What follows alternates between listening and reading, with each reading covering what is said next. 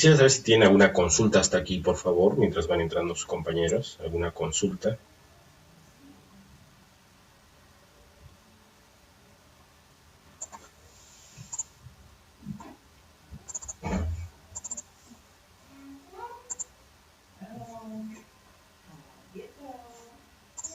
Bueno, yo considero de que el tema es un tema de actualidad. Todos los que estamos en la universidad se nos pide muchas veces hacer publicaciones y la forma de cómo hacerla, de cómo realizarla es muy importante.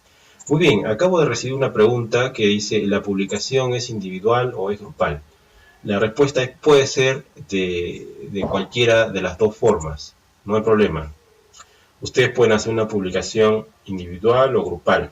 Ahora también es necesario sacar o poner en consideración algunos aspectos. Voy a compartir la pantalla una vez más en experiencia.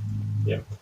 Entonces, dentro de la experiencia, si bien es cierto que el inglés es una necesidad, también surge la pregunta, ¿no? Si en el inglés, perdón, si una vez que el trabajo está hecho en inglés, digamos que ya lo tenemos todo redactado, siempre llega un punto en el que uno se pregunta, bueno, ¿y ahora qué hacemos? ¿No? Ahora nosotros que tenemos todo el trabajo, ¿quién va a ser primer autor? ¿Quién va a ser segundo autor?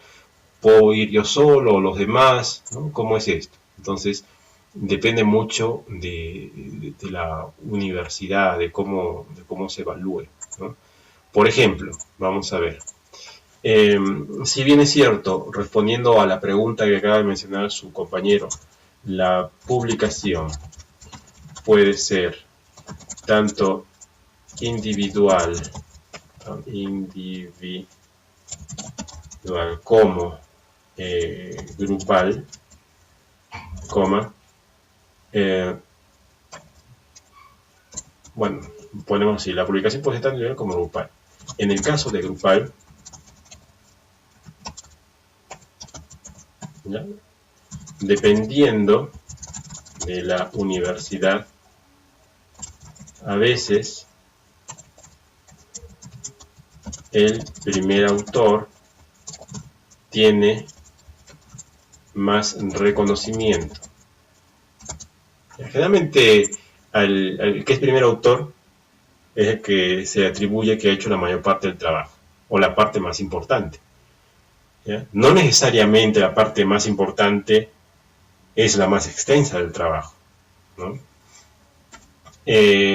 A veces se dan créditos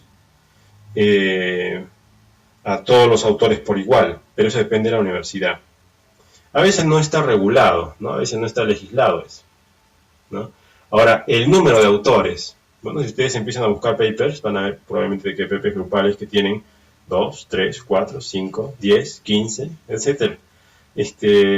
Lo que yo he visto, normalmente tienen, bueno, digamos uno que ya es exagerado, creo que había puesto hasta 15 personas, ¿ya?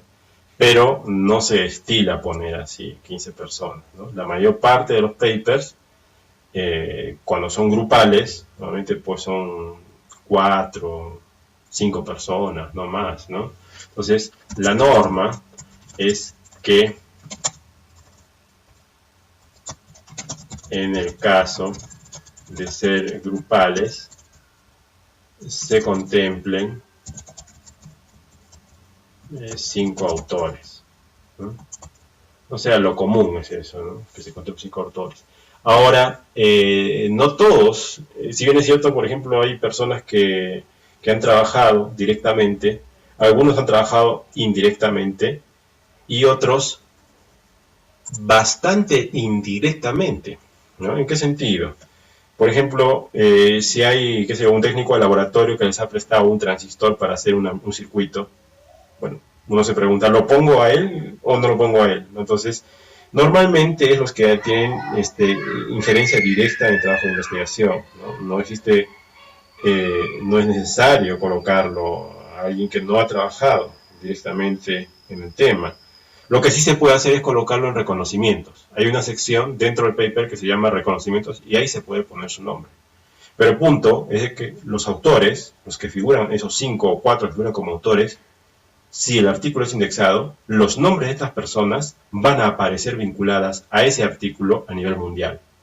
Y en consecuencia es como que su currículum de cada uno de ellos va a estar incrementado por esa publicación, por igual. O sea, cuando una persona en la China quiera buscar amplificadores 5G y vea fulano, sutano y Juan Pérez, los va a ver a los tres y va a pensar que los tres han trabajado por igual, ¿ya? Y evidentemente la persona que aparece en el reconocimiento no va a figurar en la base de datos de Scopus, ¿no? El que publica un paper en una base de datos, en un congreso, su nombre aparece en la base de datos de Scopus, pero el que está en reconocimiento, no. ¿Ya? Entonces también eso es importante, ¿no? Entonces, eso también está ligado con el tema de la ética, ¿no? A quién poner, cómo no poner, etc. Muy bien. ¿Alguna consulta más, por favor, antes de continuar?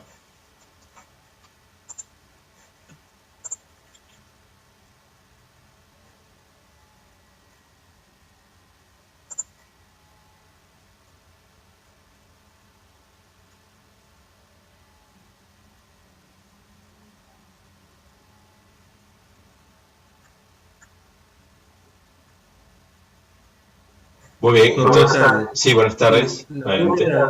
Que este trabajo va a ser en inglés también, es lo que sostiene usted. Ah, si te refieres para el curso, no. O sea, lo que yo propongo es a nivel de curso un trabajo, ¿no? Que evidentemente va a ser en español, que va a tener un formato de un trabajo de investigación, como lo que ustedes ya conocen y que yo lo voy a compartir, oficialmente, por llamarlo así, con ustedes, ¿no? A pesar de que ya se los he mostrado, pero bueno, oficialmente les voy a dar un fichero, una plantilla, pero, o sea, en español, ¿no? Un tema de investigación con resultados, pero lo que yo quiero decirles es, yo en este curso quiero brindarles herramientas como para que su paper, además de que ustedes me lo presentan a mí, digamos, en formato que les voy a dar, los que deseen, ¿no? De forma voluntaria, lo puedan presentar para un paper, para una revista. Entonces, mi objetivo es dar las herramientas, no solamente para cumplir con el curso, sino para poder, aquellos que deseen, ¿no? En cualquier momento, ¿no? Presentarlo pues a una revista o congreso y que tengan un artículo más para su currículum. Sí, a eso me refería. Ok, gracias. De nada. ¿Ya? Muy bien. Entonces, vamos a dar también algunas pautas referente a, bueno, unos conceptos para reforzar el marco teórico y el estado de arte, ¿ya? Entonces, siempre yo refuerzo porque en la experiencia que he tenido, cuando yo recojo artículos, ahora hablo dentro del curso, ¿no? Cuando yo recojo artículos de proyectos dentro del curso, muchas veces, por ejemplo, un alumno que estaba haciendo trabajo de paneles solares empezó a hablar de la formación del Sol como un astro en el sistema solar dentro del marco teórico. Entonces, eso no se acepta, pues, ¿no? Si un trabajo de investigación va a ser la aplicación de paneles fotovoltaicos para Internet de las cosas, no puedo empezar a hablar del Sol, por más que los paneles fotovoltaicos utilicen energía del Sol, ¿no? Entonces, lo que hay que contemplar en el marco teórico es términos que me ayuden a describir el problema, integrando la teoría y la investigación, ¿no? Ahora, la palabra marco teórico tiene dos partes, ¿no? Marco es frame y es contexto. Entonces, un problema se puede resolver de diferentes contextos, ¿no? Dentro de qué marco voy a utilizar yo los paneles solares, ¿no? Para Internet de las cosas. Porque Internet de las cosas es muy amplio, ¿no? Para aplicaciones de la casa, aplicaciones en vehículos, ¿no? Dentro de qué marco. Teórico está relacionado con teoría, hipótesis, conocimientos que son necesarios conocer para que se comprenda el resto del documento. Entonces ahí se podría hablar de los términos como energía, como semiconductores, ¿no? Material de los paneles, etc. Y se define normalmente en el marco teórico las unidades de medida. Entonces, para su proyecto de investigación, para este curso de amplificador de 5G, por ejemplo, ustedes podrían dentro del marco teórico tocar, y yo creo deberían tocar necesariamente, las unidades de medida, ¿no? Nosotros estamos hablando de voltajes, corrientes, potencias y frecuencias. Entonces, dentro del marco teórico habría que mencionar cosas como, ¿no? la frecuencia de operación del circuito a diseñar será de 3.5 gigahercios, ¿ya? Y ahí están poniendo las unidades, ¿no? El transistor que se utilizará de acuerdo a su hoja técnica se polariza con una fuente de corriente continua de 12 voltios. 12 voltios, ahí están las unidades, ¿no? Entonces, es necesario en esa parte, ¿no?, que le están dando a conocer al lector el marco, definir esas unidades, ¿ya? Y, ojo, normalmente cuando uno presenta estos trabajos hay un problema. La persona que lo lee es experta o puede ser no experta. Pero normalmente el comité de revisores que lo lee es mixto. Hay de un grupo de 5, hay 3 especialistas y 2 que no son especialistas. Entonces, cuando uno presenta un paper, tiene que presentar un paper de manera que sea a la vez comprensible por especialistas y por no especialistas, lo cual no es una cosa fácil, no es trivial, ¿ya? Entonces, hay que usar esos dos lenguajes. Y evidentemente, también dentro del marco teórico, es necesario definir las unidades de las variables dependientes e independientes. ¿Ya? Vamos a tocar dentro de un momento a qué nos referimos con variables dependientes e independientes. Muy bien, entonces, en síntesis, el marco teórico es el conocimiento mínimo para comprender el problema, mientras que el estado de arte se diferencia del marco teórico porque se identifica, pues, los papers más actualizados que contribuyan a resolver lo mismo que vamos a investigar, que es el amplificador de 5G. Porque muchas veces, cuando uno pide estado de arte, uno encuentra que le han metido en el estado de arte el marco teórico, ¿no? O sea, por ejemplo, si yo encuentro, yo no quisiera encontrar un proyecto donde en estado de arte me pongan las características técnicas del transistor que se va a utilizar. Porque las características técnicas del transistor que se va a utilizar, por ejemplo, el transistor ERA de minicircuits que hemos simulado en la clase anterior, es una información que no es una información de otro paper que va a hacer cosas que yo también voy a hacer, ¿no? Esa información, las hojas técnicas del transistor de minicircuits, es parte del marco teórico. Es como un vocabulario, es una cosa que me ayuda a conocer con qué herramientas voy a trabajar yo, ¿ya? Estado de arte es otro paper de un investigador que también está diseñando un amplificador, aunque sea para 4G o para 5G, no importa, pero que esté haciendo más o menos lo mismo que yo he hecho para ver cómo él lo ha simulado, qué herramientas ha utilizado, a qué frecuencia lo ha hecho. Ese es el estado de arte, ¿ya? Entonces no confundamos, por favor, el marco teórico con el estado de arte, ¿ya? Muy bien, me parece que estas dos ideas, base teórica y definición de términos, ya lo hemos tocado anteriormente. Y estas son diapositivas de congresos, ¿no? ¿Dónde pueden encontrar ustedes también ejemplos, ¿no?, de dónde publicar? No solamente en revistas. Ustedes pueden publicar en congresos. Y aquí tienen congresos de Andescon, por ejemplo, es un congreso de EEE que es indexado por Scopus, ¿no? Y pueden ver, si entran a esa página web, ¿no?, datos, ¿no? Y a lo mejor encuentran, ahí está la plantilla de cómo escribir el paper, ¿no? Y ahí está qué temas aceptan. Lo mismo también Intercom. Igual, bueno, ahora Intercom es en inglés, un congreso nacional, ¿no? Y ahí pueden encontrar ustedes más información de cómo se reciben artículos para estos congresos. Entonces, publicando un artículo en un congreso, también uno puede tener una publicación en Scopus, pero evidentemente hay que revisar en la página web de Scopus si están estos congresos ahí considerados, porque eso también cambia con el tiempo, no todos los años es lo mismo, ¿ya? Muy bien, entonces, bueno, esto lo vamos a tocar después, ¿ya? Es una tarea a futuro que estaba pensando asignarles, pero lo vamos a tocar después. Muy bien, voy a pasar a esta carpeta, enfoque. Vamos a terminar con toda esta definición de enfoque y diseño, ¿ya? Enfoque y alcances, ¿no? Entonces, uno tiene que ser consciente que cuando hace un paper, todo tiene límites, ¿no? Uno no va a sacar el premio Nobel con un paper, ¿no? Uno hace un amplificador para cierto entorno, para ciertas distancias, para ciertas frecuencias. Funciona aquí en estas condiciones y en otras no. Entonces, eso se refiere al enfoque y los alcances, ¿no? Entonces, ¿a qué se refiere el enfoque? Básicamente a la forma en que aproximamos el objeto de estudio, ¿no? ¿Cómo lo vamos a diseñar a nuestro amplificador? ¿Con qué datos vamos a trabajar?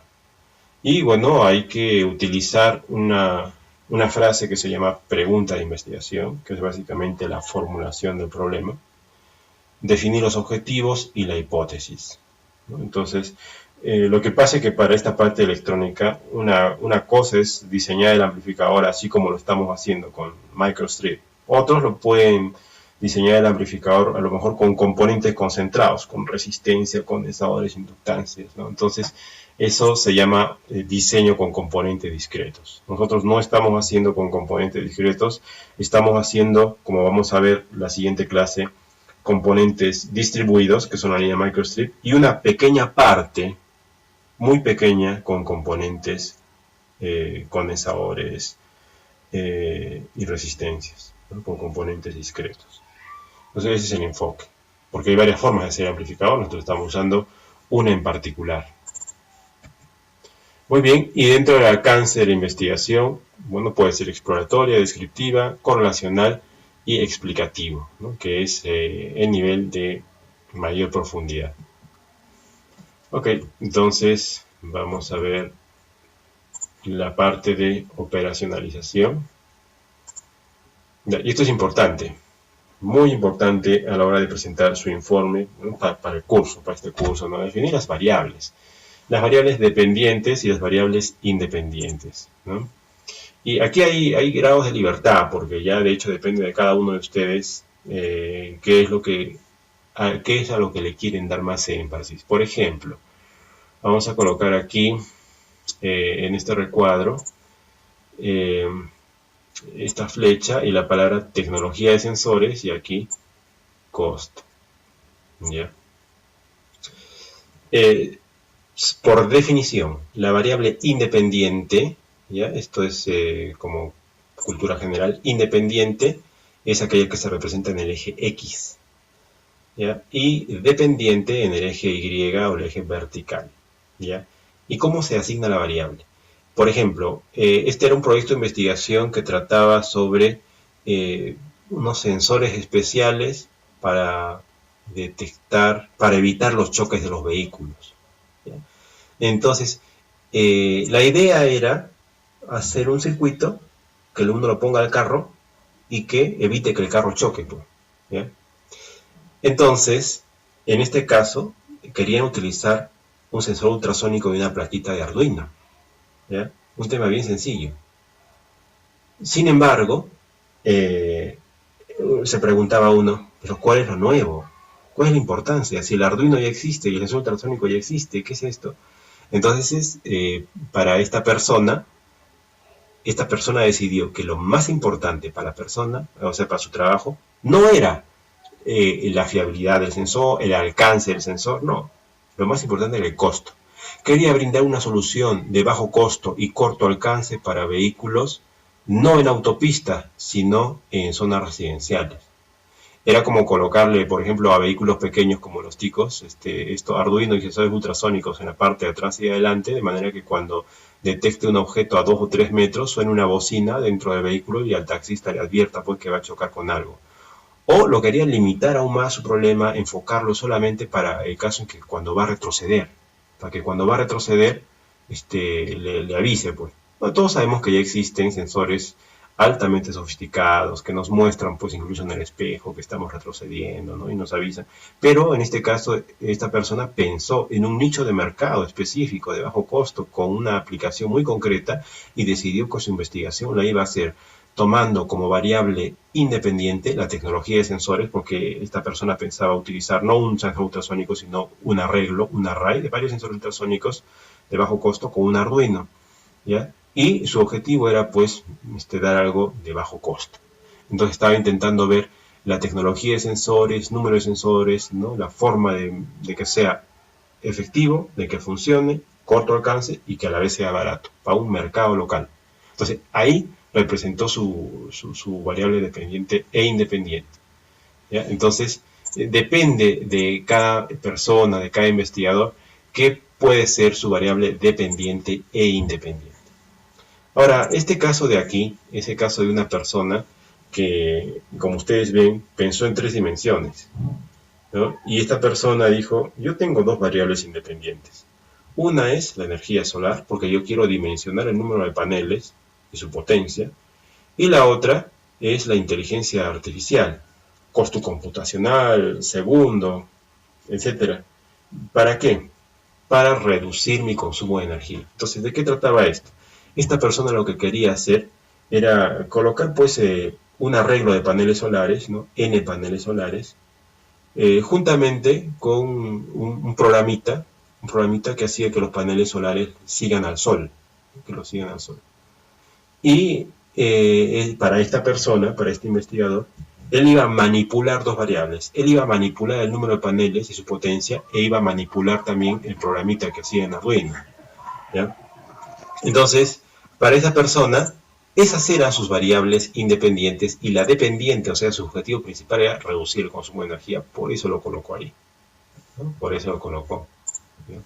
Ahora, para el tema de estudio de qué es el amplificador de 5G, ustedes van a ser los que van a decidir cuál va a ser su variable o sus variables independientes y cuál va a ser su variable dependiente. No hay problema, bueno, y es abierto, ¿no? Es abierto, ustedes muy bien pueden elegir costo, muy bien pueden elegir calidad, potencia, frecuencia como variable dependiente. O sea, ustedes pueden elegir una variable técnica con una variable económica, no hay problema, ¿no? El mismo tema, recuerden, puede ser abordado por diferentes enfoques, ¿ya? Bueno, y aquí tenemos otro, ya para terminar, ¿no? Este era un sistema de control de iluminación con el objetivo de minimizar el consumo de energía eléctrica. Entonces la idea era que ponían sensores, ¿no?, de luz que activaban o desactivaban los focos de una casa cuando había la presencia de un ser humano. Y en este caso los focos iban a ser de tecnología LED para rebajar aún más el consumo, y su objetivo siempre era reducir los kilowatts hora. Entonces, para estas personas, lo que ellos manipulaban era el número de sensores, la potencia de los focos, ¿no? Y lo que querían hacer era reducir el consumo de energía al mínimo. Entonces, esto es muy importante que ustedes lo hagan en su trabajo, porque de estas variables salen los objetivos generales y específicos. Tenerlo en forma gráfica es muy importante. Luego hay un concepto que se llama operacionalización de variables, que consiste en medir las variables de un proyecto. Es sencillo. Lo que hemos visto antes aquí, tiene aquí unas unidades, ¿no? Kilowatts hora, tiene aquí kilowatts hora también, ¿no? Todo eso es la operacionalización. Uno tiene que indicar en el proyecto de investigación cuáles son las unidades de las variables con las que va a trabajar, ¿no? Ahora, nota, la variable dependiente, o sea, la que va en el eje vertical, debe ser una sola. ¿Por qué? Porque la variable dependiente es la semilla del objetivo general, y el objetivo general debe ser uno solo, normalmente, ¿ya? ¿Por qué? Porque cuando uno presenta un trabajo de investigación que tiene dos objetivos, normalmente, bueno, por un lado, el revisor ve como que hay dos cabezas en un equipo, y solamente en un proyecto solo tiene que haber una cabeza, una dirección, y puede sugerir de que divida el proyecto de investigación en dos partes: un proyecto de investigación para costos y otro proyecto de investigación para potencia, por ejemplo, la parte técnica. Entonces, normalmente tiene que ser una sola, la más importante. Las variables independientes, esas sí pueden ser varias, ¿no?, como hemos visto en el gráfico en 3 dimensiones. Y la nota importante es que, ya mencioné, la variable dependiente nace del objetivo general, o viceversa, y se sugiere utilizar la palabra más importante del objetivo general. La palabra, perdón, vamos a ponerlo mejor aquí, esta de aquí. La palabra más importante del objetivo general debe ser la variable dependiente, ¿ya? En la redacción a veces uno tiene la intención de hacer cosas muy buenas, pero en el momento de escribir pone un sinónimo y ya no se entiende bien, no se lee bien, no se comprende bien. Entonces es importante tomar en cuenta esa consideración, ¿ya? Y bueno, aquí tenemos un ejemplo. Vamos a desarrollarlo, este ejemplo. Desarrollo de un sistema de detección usando sensores de bajo costo para disminuir choques, ¿ya? Esta parte de acá era el objetivo general, ¿ya? Este era el objetivo general. Y de ahí ha nacido, pues, que la variable dependiente es la disminución de choques y la variable independiente los sensores. Entonces, ahí vemos claramente de cómo la palabra disminución de choques figura en ambas partes, ¿no? Lo que figura una coherencia. Lo que pasa es que si uno no pone así, se corre el riesgo que el revisor diga, está mal formulado el objetivo general. Y el revisor no dice nada más, el revisor dice así y no te dice por qué, sino simplemente dice, está mal formulado. Entonces, cuando uno conoce las reglas del juego, ya sabe cómo defenderse. Muy bien, entonces tengo otra diapositiva importante por aquí en la parte del desarrollo, de la implementación electrónica o de cualquier otro proyecto. Y con esta vamos a terminar. Entonces, esta diapositiva dice lo siguiente, ¿ya? En la parte de resultados, no olviden comparar su propuesta con la de otros autores. Esto es fundamental. ¿Por qué? Uno, por ejemplo, en el tema de diseño de amplificador para 5G, uno en el estado de arte seguro que va a encontrar que ya se han hecho trabajos de esto. Es bueno encontrar eso, ¿ya? Si uno no encuentra que nadie lo ha hecho, con cuidado, si nadie lo ha hecho, por algo será. Pero si encuentras que muchos lo han hecho, ese es el camino, por esa es la línea. Tienes que ponerlos no solamente en estado de arte, sino también los resultados. Digamos, este es el estado de arte número 5, lo ponen los resultados y tienes que compararlos. Lo que ha hecho un autor para hacer su amplificador de 5G, el otro autor y lo que proponemos nosotros, o que proponen ustedes. Y compararlos con diferentes parámetros, ¿no? Por ejemplo, bueno, yo sé que esto no se aplica, por ejemplo, al tema en cuestión, costo computacional.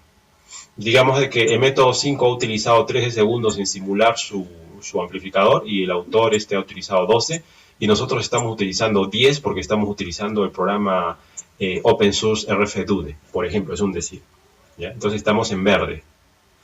Ahora, este autor, el 5, ha sacado un error, ¿ya? Y su error ha sido, digamos, cuando lo ha simulado y lo ha implementado, su error ha sido 5, puede ser voltios, amperios, qué sé yo.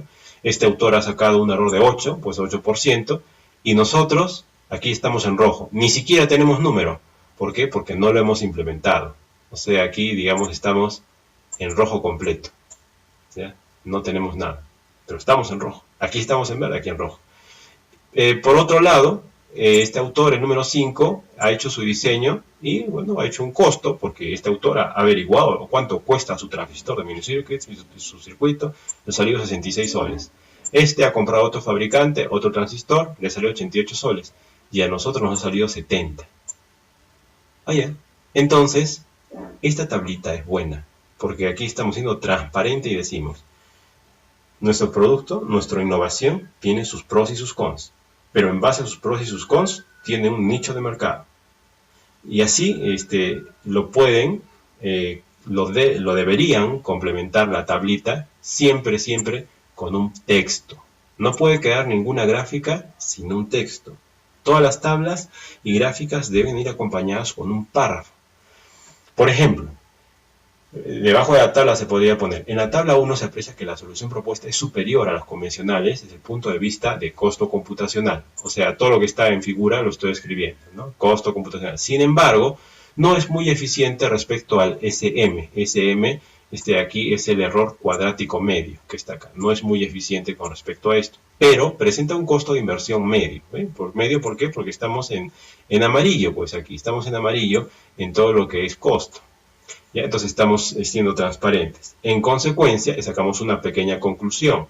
Dado el contexto, y esto lo ha indicado el marco teórico, donde se empieza a aplicar la solución en nuestra ciudad, consideramos que el mejor compromiso entre costo económico y costo computacional para aplicaciones donde no se requiera demasiada precisión, como es el caso de las MIPES. Bueno, lo que está diciendo ahí es de que nos da igual que no seamos demasiado precisos en un parámetro, porque para las MIPES esa precisión es aceptable y ellos se fijan más en el costo.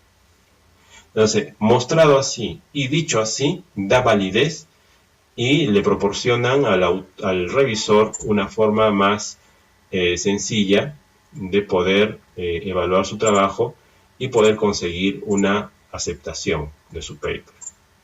¿Ya? Entonces, fíjense, estos son unos tips interesantes para la hora de la redacción de su proyecto, no solo para este curso, ¿no?, que yo les voy a pedir con un formato, sino para otros cursos, si desean, e incluso para una escritura de paper en revista o congreso. Muy bien, quisiera saber si tienen alguna consulta o pregunta antes de dar por finalizada la clase. Buenas noches. Buenas noches. Una pregunta, ¿el nivel de originalidad del paper en cuánto por ciento deberá ser? Ya, muchas gracias, muchas gracias, porque a veces el lenguaje nos lleva a algunos errores. Vamos a poner aquí originalidad. ¿Ya? Bueno, hablando del curso, ¿ya? O sea, digamos de la asignatura ahora que estamos nosotros, ¿ya? En 20%. Pero ¿qué se entiende por originalidad? Originalidad se entiende, bueno, lo cuantificamos, ya es una figura de mérito que se traduce como, vamos a ponerlo aquí, se mide como, vamos a poner aquí, repeticiones de, entre paréntesis, ideas de otros papers. Índice de similitud. ¿Ya? Se usan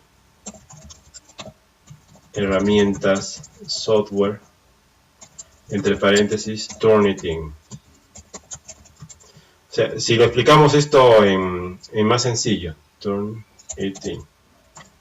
El paper que presentan, Turnitin, se pasa por un software que se llama Turnitin. Ese paper decodifica lo que han escrito, su texto, lo compara con todas las bases de datos que mundialmente este software contempla, que son bastantes, que es la mayoría, y cuando encuentra coincidencias, lo marca.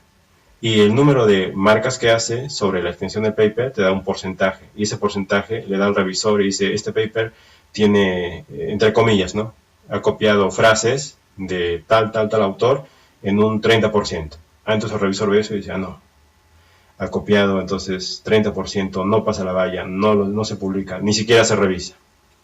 Pero si es menos del 20%, acepta. ¿De quién depende esto? En las universidades normalmente ponen 20% de nuestro medio.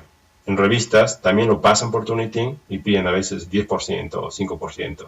Entonces no hay que hacer copy-paste de ideas, de texto, sino hay que, lo que se dice, parafrasear, ¿no? Se sugiere parafrasear. ¿Y qué es parafrasear? Parafrasear es resumir con palabras diferentes lo que quiere decir un autor. Claro, evidentemente, siempre y cuando vamos a hacer uso de las conclusiones de ese autor para nuestro trabajo, ¿no? Sí. No sé si se responde la pregunta.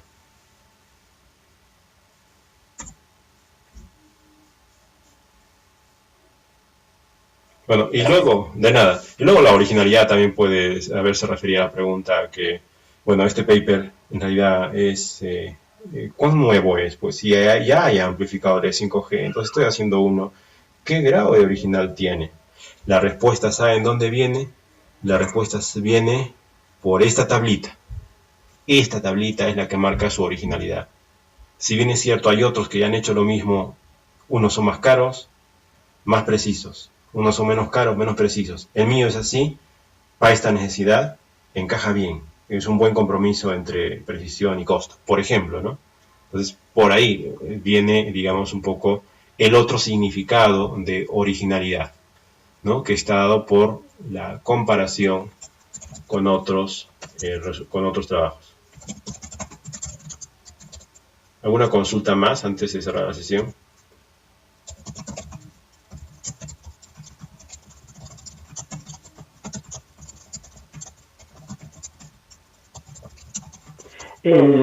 Entiendo que el paper se puede hacer en grupo, imagino 2 personas o hasta cuándo la cantidad máxima de personas.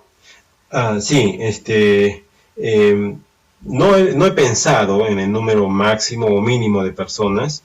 Yo propondría mejor tocar ese tema del número de personas para mañana, de manera que ya podamos incluso mañana definir los grupos y congelarlos. No sé si te parece buena idea. Sí, está bien. Mañana pues lo hago. Sí, gracias. ¿Alguna otra consulta?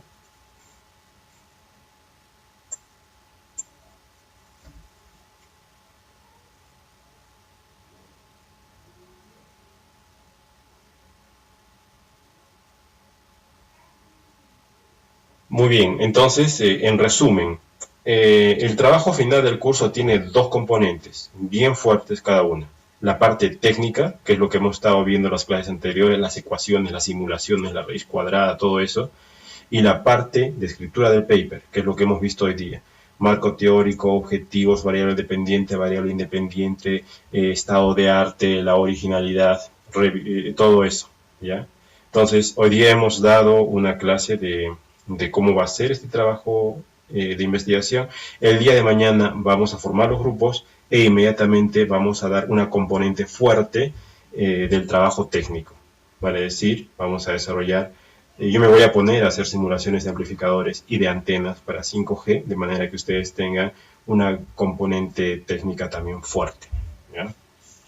Muy bien, entonces si no hay ninguna consulta, eso sería todo por hoy y nos estamos viendo el día de mañana. Muchas gracias.